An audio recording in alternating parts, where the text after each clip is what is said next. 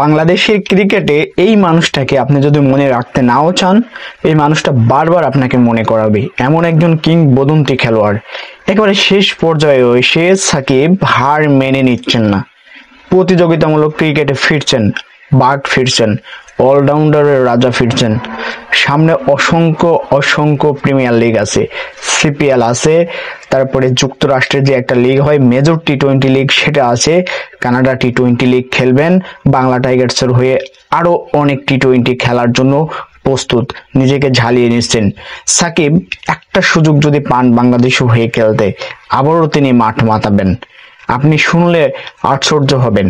সাকিব আল হাসান আরো 3টা বছর খেলার জন্য আগ্রহ প্রকাশ করেছেন।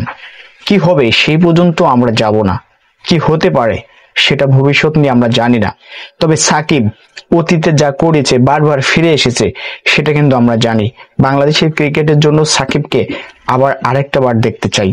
শুধু আমি না, বাংলাদেশের সমস্ত মিডিয়ায় যারা নিউজ করে তারা, বাংলাদেশের অসংখ্য অগণিত দর্শক আবার সাকিব আল হাসানকে মাঠে দেখতে চায়।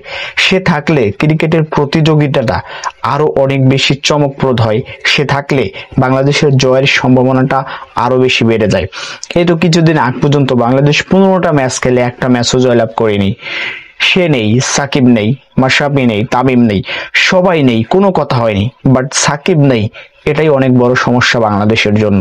একদিন সাকিবও থাকবে না। তবে আপাতত যতদিন সাকিব খেলতে চায় ততদিন সাকিবকে আমরা আমাদের বাংলাদেশ টিমে চাই।